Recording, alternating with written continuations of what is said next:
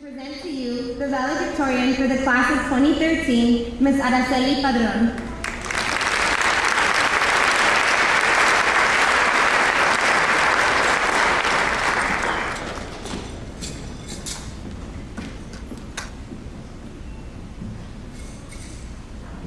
Good afternoon, Mr. Collins, faculty, staff, and my mission sisters.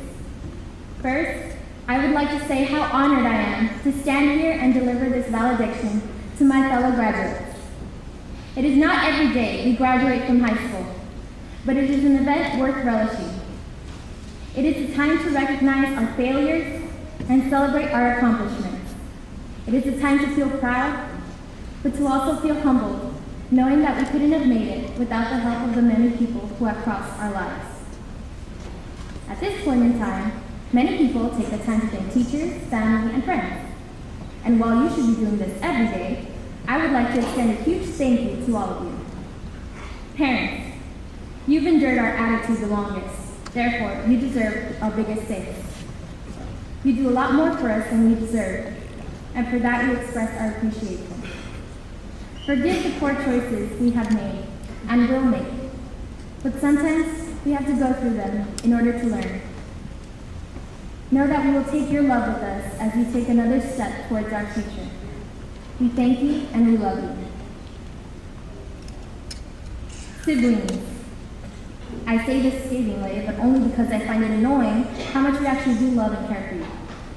Whether we have older, younger, or none at all, it is gratifying to know that we have a support system and a unit of family that will love us unconditionally. The next big group that deserves our thanks are, of course, all the teachers, coaches, and counselors that have put up with us during these past 4 years. From itty-bitty freshmen, you have built us up into the women we are today. On behalf of my sisters here, I'd like to extend a sincere thank you to administration and all the faculty and staff for making these years memorable. We are very much indebted to you, teachers especially, for your care, love, and determination to get that knowledge into our big heads. Of course, let us not forget the ladies with whom we have shared countless memories, grilling classes, and an insane amount of embarrassing moments with. The friendships we have made here may or may not continue after today. Whatever the case may be, take heart knowing that they happened. These ladies beside you played a huge part in your development. They were with you when you took your first tentative steps into high school. They were with you when you chose your class identity, colors, and song. They were with you when you experienced your first play date. These young ladies were beside you when you received your class ring and attended your first high school dance. They were next to you when you got your first taste of seniority, when you put on those senior sweaters. You shed tears together during Kairos. Together. Only together were you able to win Playdate twice in a row. All these events I can count easily on my fingers. What I can't count on my fingers is the measure of impact they have had on each of our lives. We have grown in maturity and intimacy. We have received love and given love. We have discovered our likes and dislikes, our interests and passions. So now what? While I would like to say that we are all going to have a successful future with what we have gained here, that is not the truth. Without a doubt, it will help us.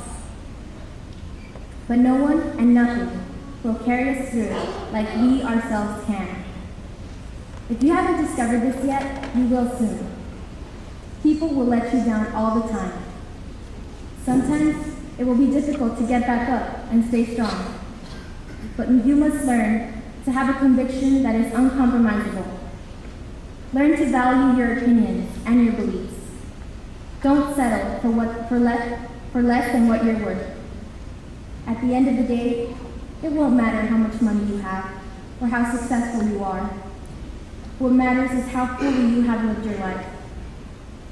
Remember that you have a voice in society. And if you come to realize that you don't, do something about it. Ideas are transmissible. People will hear and listen. But you must first believe in your own voice.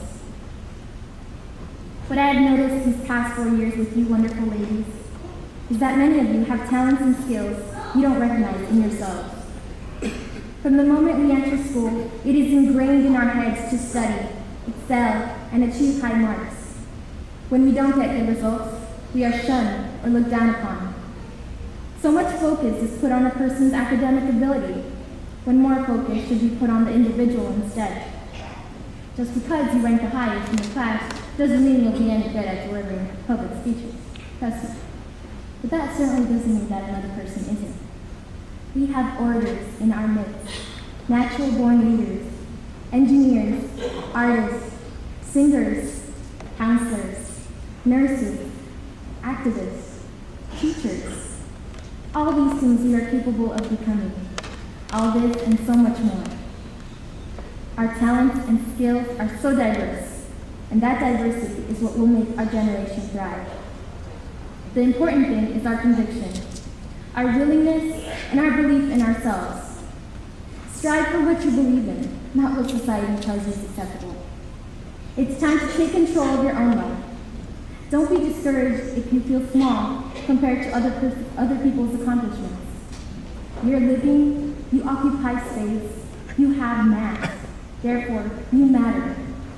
In the words of good old Dr. Seuss, who also happened to guide us in the class to victory at Play Day this year, you have brains in your head. You have feet in your shoes. You can steer yourself in any direction you choose. Thank you once again for putting up with my endless chatter. One last thing, class of 2013. Don't forget to be opposite.